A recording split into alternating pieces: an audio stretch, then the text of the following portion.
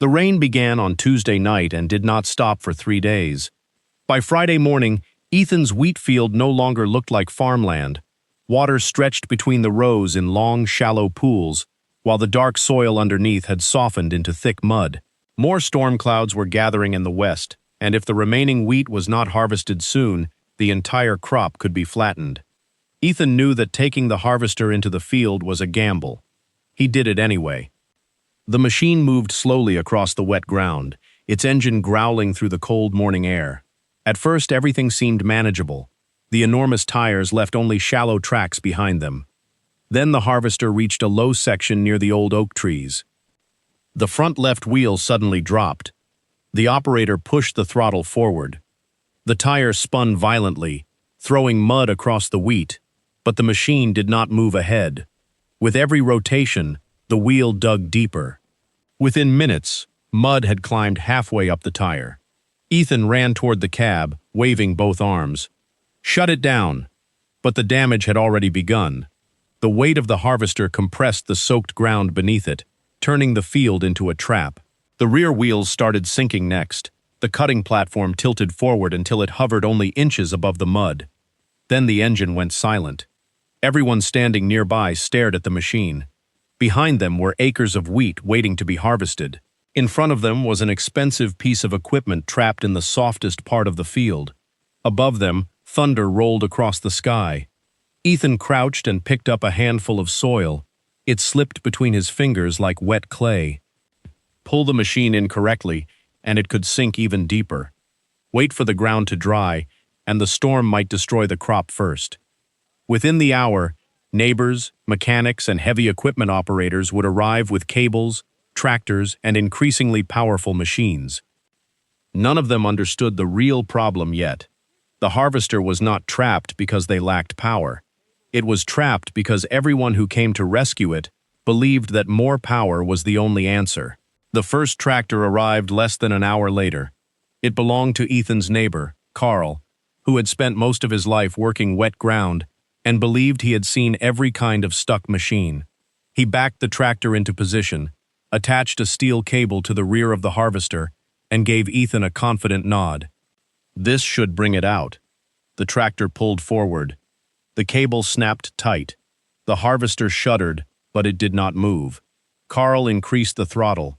The tractor's tires clawed at the ground, digging deep ruts of their own. Then the cable slipped sideways. Everyone jumped back as it struck the mud with a violent crack. They tried again with a heavier chain. This time, 2 tractors pulled together. Their engines roared across the field, while dark smoke drifted above the wheat. For a moment, the harvester seemed to rise. Then its rear wheels dropped even deeper. The mud had formed a seal around the tires and undercarriage. The harder they pulled, the tighter the ground seemed to hold the machine. By noon, a recovery truck had arrived from town. The operator examined the field, chose a higher point near the access road, and ran a thick winch cable toward the harvester. He placed wooden blocks under the truck's stabilizers and ordered everyone to stand clear. The winch began turning. Metal groaned. The harvester moved less than an inch before the recovery truck itself started sliding toward the field. The operator stopped immediately. "We keep going, and I lose my truck too." A mechanic crawled beneath the machine and returned covered in black mud. He warned them that the frame was under increasing stress. Pulling from the wrong angle could twist the axle, damage the transmission, or tear away one of the attachment points. Still, Ethan asked for one final attempt. They connected the strongest cable they had and positioned every available tractor along the edge of the field. The engines rose together. For several seconds, nothing happened. Then a sharp metallic snap cut through the noise. The cable broke. One end whipped backward and buried itself in the mud only a few feet from the men. After that, no one spoke about trying again. The tractors were shut down. The recovery truck packed its equipment.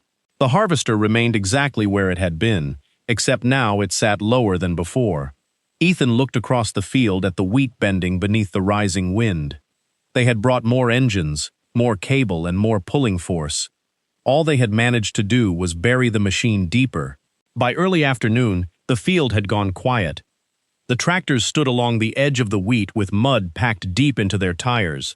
The recovery truck had already pulled back toward the road. Broken cable lay half-buried near the harvester, and the wind had begun pushing the grain in long, uneasy waves. The mechanic, a broad-shouldered man named Walter, wiped the mud from his hands and walked slowly around the machine. He had spent nearly 30 years repairing farm equipment. He knew what a bent axle looked like, what a cracked frame sounded like, and how quickly a bad recovery attempt could turn one expensive problem into three. He crouched near the rear wheel, examined the angle of the machine, and then crawled beneath the chassis one last time. When he came back out, his expression had changed. Ethan already knew what he was going to say. Walter pointed toward the sunken wheels. "The mud is holding the entire undercarriage now. It isn't just the tires anymore." He explained that the machine's weight had pressed the wet soil tightly around the frame. The pulling attempts had deepened the trenches and created a suction beneath the harvester. Another direct pull could bend the rear axle or tear the mounting points from the chassis. "What about a larger recovery vehicle?" Ethan asked. Walter shook his head. "Anything heavy enough to pull it will probably sink before it reaches the machine." No one argued.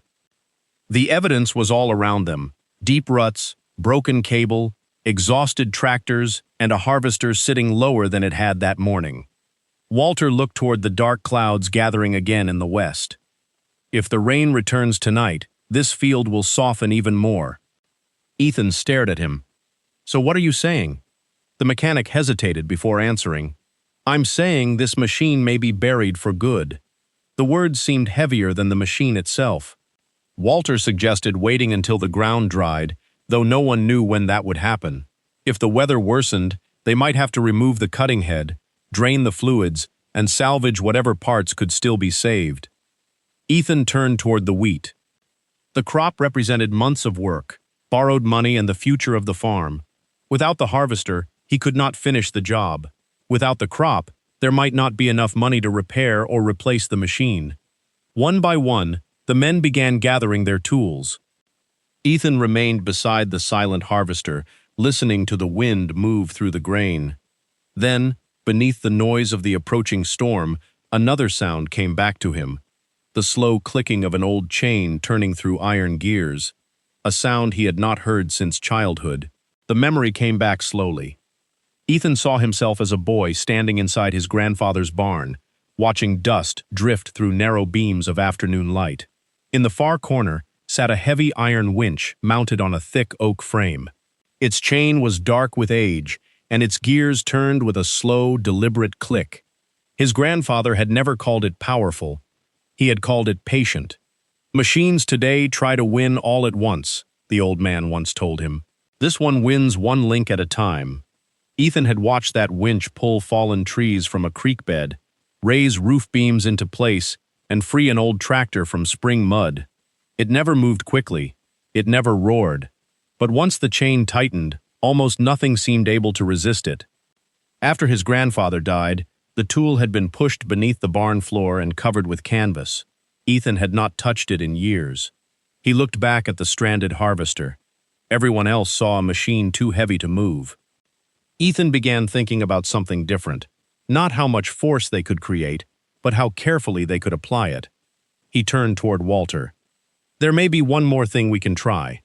The mechanic looked at the broken cable in the mud. "With what?" "An old chain winch." Walter stared at him. "How old?" "Built around 1920. For a moment, no one spoke. Carl gave a tired laugh, assuming Ethan was joking. The recovery operator shook his head and began closing the side compartment of his truck. Ethan did not argue. He climbed into his pickup and drove toward the barn at the far end of the property. The storm wind followed him across the yard. Inside the barn, the air smelled of dry hay, machine oil, and old wood. Ethan moved aside rusted tools, empty grain sacks, and a broken plow seat. Then he found the edge of the faded canvas beneath the floor platform. He pulled it back. The winch was still there. Its iron housing was covered in dust. The chain had stiffened with old grease, and one side of the wooden frame had split near a bolt. But the gears were intact. Ethan wrapped both hands around the long handle and pushed. At first, Nothing happened. Then the gear moved one tooth. Click. He pushed again. Click. The sound filled the barn exactly as he remembered it. For the first time that day, Ethan felt something other than fear. He did not yet know whether the old winch could save the harvester, but he knew his grandfather had left him more than a piece of machinery. He had left him another way to think. Ethan spent the next 20 minutes bringing the old winch back to life. He scraped hardened grease from the gears, worked fresh oil into the chain, and reinforced the split section of the oak frame with 2 steel plates. Every movement released another layer of dust and rust, but the mechanism beneath it was still solid. When he turned the handle again, the gears moved more smoothly. Click, click, click. Not fast, not impressive, but steady. Ethan loaded the winch into the back of his pickup with a jack, several wooden blocks, and a coil of heavy chain. By the time he returned to the field, most of the men were still there, standing near the road and watching the storm clouds gather. Carl was the first to notice what Ethan had brought. "You're serious?" Ethan lowered the tailgate. The old winch looked even smaller beside the stranded harvester. Its iron body was stained with age. The wooden frame was scarred from decades of work, and the long handle had been worn smooth by hands that were no longer alive. The recovery operator walked over and examined it. "That thing belongs in a museum." A few men laughed. Walter did not. He crouched beside the winch and inspected the gears, the ratchet and the chain. He pulled on one link, then studied the reinforced frame. "It might still hold," he said carefully, "but holding and moving that machine are 2 different things." Ethan nodded. "I'm not planning to drag it out in one pull." That answer stopped the laughter. He carried the winch toward the edge of the field and began studying the ground. Instead of looking at the harvester, he looked at the slope, the ruts, the nearby trees, and the direction in which the machine had sunk. His grandfather had taught him that a winch was only as useful as its anchor. The strongest tool in the world could not pull against weak ground. Near the low section of the field stood an old oak, with roots spreading deep beneath the higher soil. Ethan walked around it, tested the earth with a steel rod, and checked the trunk for damage. Then he pointed to it. "That will be our anchor." Carl frowned. "The harvester is over there." "I know. You're pulling it at an angle?" "Not yet," Ethan said. "First, we break the mud's grip." He placed the winch on firm ground and began arranging the chain. The men who had laughed now watched in silence. They still saw an outdated piece of iron. Ethan saw controlled force, one careful movement at a time. Ethan did not begin by connecting the winch directly to the harvester. Instead, he walked around the machine and studied the way it had settled into the field. The front left wheel sat deepest. The rear tires had dug 2 long trenches, while thick mud pressed tightly against the undercarriage. Walter watched him in silence.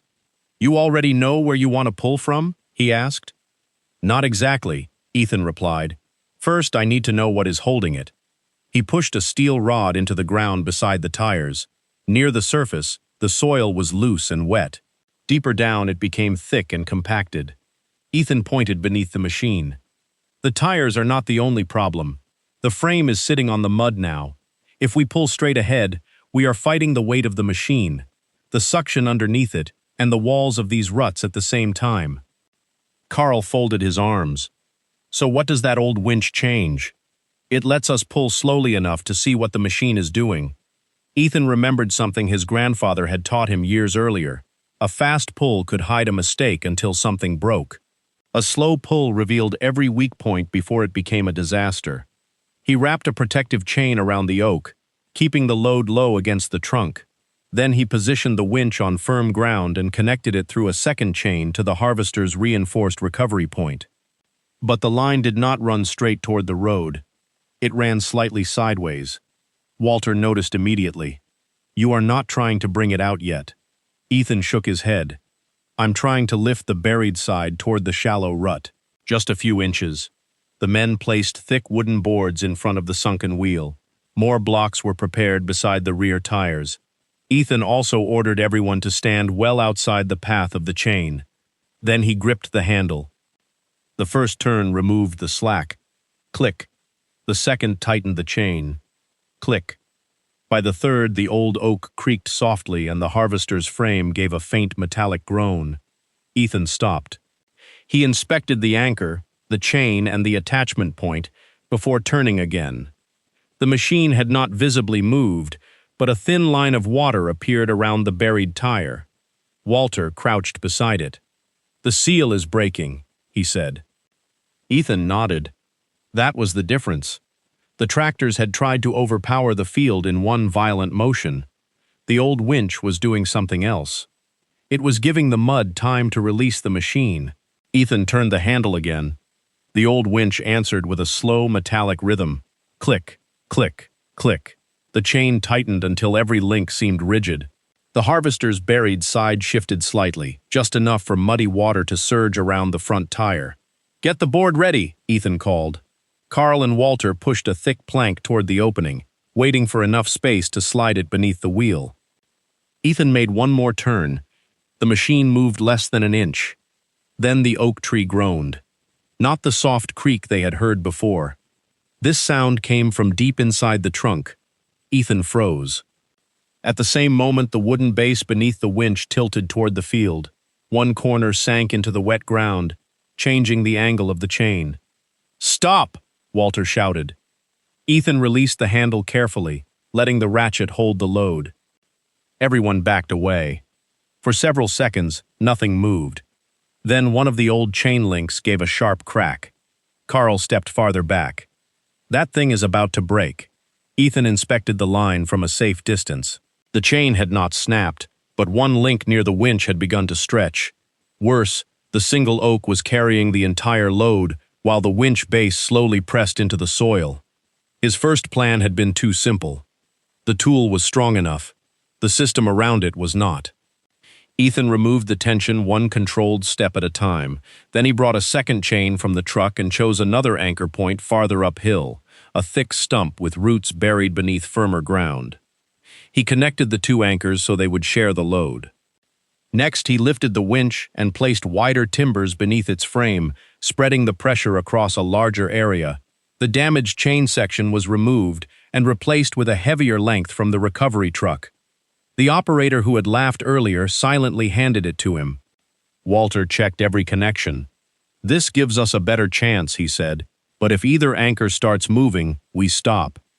Ethan nodded. They reset the line at a slightly lower angle and positioned everyone outside the danger zone. The first attempt had nearly broken the chain, pulled the anchor loose and sent the winch across the field. But it had also revealed exactly where the system was weak. Ethan wrapped his hands around the handle again.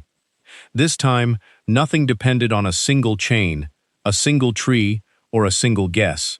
Ethan waited until every man had stepped beyond the line of tension. Walter stood on higher ground where he could watch both anchors. The recovery operator monitored the replacement chain and the reinforced attachment point. Carl remained near the stack of timbers, but no one would approach the harvester while the system was under load. Ethan took hold of the winch handle. Click. The slack disappeared. Click. The chain tightened, and the old winch settled firmly against the wide beams beneath its frame. Both anchors held. Ethan turned the handle again. The harvester trembled. Mud swelled around the buried front tire, then split as trapped water began escaping through a narrow crack. A dark gap opened beneath the wheel. Ethan stopped immediately. The ratchet locked the load in place. Walter inspected the anchors and chain before giving a nod. Only then did Carl and another man move forward.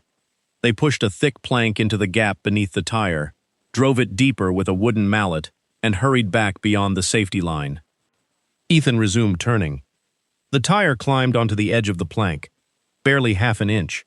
But everyone saw it. The machine had moved. No one laughed now. They repeated the process carefully. Ethan raised the wheel a little, locked the winch, and waited. The connections were checked. The men moved in, added another timber, then cleared the area before the next pull. Slowly, the wooden path grew beneath the machine. At the rear, boards and logs filled the deepest ruts, spreading the harvester's weight over firmer ground. With each controlled pull, More muddy water escaped from beneath the undercarriage. Then came a deep, sucking sound. The front wheel rose above the worst of the mud. A moment later, the rear left tire shifted. The field was finally beginning to release the machine. Ethan adjusted the pulling angle slightly, guiding the harvester toward higher ground rather than dragging it straight through the deepest rut. The old winch never moved quickly. It did not need to. It gave them time to inspect every chain, reinforce every weak point, and stop before a mistake became a disaster. By late afternoon, the harvester had moved nearly 3 feet. It was still trapped, but it was no longer sinking. Walter looked at the timber path beneath the tires, then at the old gears turning under tension. "This might actually work," he said. Ethan said nothing. He tightened his grip and turned the handle again. Link by link, inch by inch, the machine began climbing back toward solid ground. By sunset, the harvester had reached the end of the wooden path. Only one obstacle remained. Its rear right tire was still buried in the deepest rut, and the undercarriage rested against a ridge of packed mud. The machine had moved several feet, but it could not climb onto firmer ground until that final wheel broke free. Ethan changed the pulling angle once more. The winch line now ran toward the higher edge of the field, where the soil was stronger. Walter inspected the recovery point, then examined the tire and the boards beneath it. "This is the hardest pull," he said. Ethan nodded. "And the last." More timbers were placed under the rear wheel. The anchor chains were tightened, and everyone moved back beyond the line of tension. Ethan took hold of the handle. Click. The chain tightened. Click. The harvester leaned slightly toward the wooden track. For several turns, nothing else happened. The buried tire remained fixed, held by the dense mud around it. Then Walter noticed a crack forming along the edge of the rut. "It's releasing," he called. Ethan continued. The crack widened. Water rose through the soil, and the mud around the tire began collapsing inward. Suddenly, the rear wheel lifted. Not quickly, not violently. It rose just enough to reach the first timber. Carl pushed another block underneath. Ethan turned the handle again. The tire climbed higher, while a deep sucking sound rolled from beneath the machine. Then, with one final controlled pull, the wheel came free. The harvester rolled onto the wooden path. For a moment, no one spoke. Then the men shouted. Carl struck the side of the machine with both hands. The recovery operator laughed and shook his head. Even Ethan stopped turning and simply stared at the harvester sitting above the mud. Walter remained silent. That morning he had said the machine might be buried forever. Now it stood on stable ground, covered in mud but still intact. He walked toward the old winch and rested one hand on its iron frame. "I thought we needed a stronger machine," he said at last. Ethan looked at the chain, the anchors and the boards disappearing beneath the tires. "We needed a better plan." Walter nodded slowly. He did not look embarrassed. He looked thoughtful.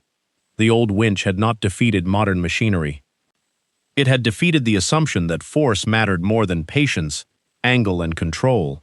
Behind them, thunder still rolled across the horizon. But the harvester was no longer part of the field. It was free. The storm arrived just after dark. Rain struck the barn roof in heavy waves while the rescued harvester stood beneath the open shed, its wheels packed with dried mud and splintered wood. Walter had inspected the axle, frame, and recovery points before leaving. The machine would need cleaning and minor repairs, but it had survived. More importantly, it would return to the field. Ethan stood alone beside the old chain winch. The iron housing was streaked with mud. Fresh scratches crossed the wooden frame, and the chain still carried the tension of the day's work. It looked smaller now that the danger had passed. Yet no one would ever call it useless again. Ethan cleaned each link with an oily rag, just as his grandfather had taught him. As he worked, he remembered those weathered hands guiding his own around the handle. "Never fight weight directly," his grandfather had once said. "Give it somewhere easier to go." At the time, Ethan had thought the lesson was only about machinery. Now he understood it differently. The winch had not saved the harvester through age, magic, or impossible strength. It worked because someone had observed the ground, respected the load, and refused to rush. The tool mattered, but the knowledge behind it mattered more. The following morning, Walter returned before sunrise. He helped Ethan hang the winch on a reinforced beam inside the barn rather than pushing it back beneath the floor. Carl brought a new length of chain. The recovery operator replaced the damaged boards without being asked. No one joked about museums. Before leaving, Walter looked at the winch one last time. "Your grandfather knew what he was doing." Ethan smiled. He knew how to wait. 2 days later, the ground had firmed enough for the harvester to return to work. Its engine started on the first turn, and the cutting platform moved once again through the wheat. From the cab, Ethan could see the old oak at the edge of the field. The scars from the anchor chain were still visible on its bark. They reminded him that progress was not always about replacing the old with the new. Sometimes, it meant understanding why an old method had survived. The harvest was completed before the next storm, and in the barn, the 1920 chain winch remained in plain sight, not as a relic, but as a promise passed from one generation to the next. When strength fails, patience, knowledge, and the right angle may still find a way.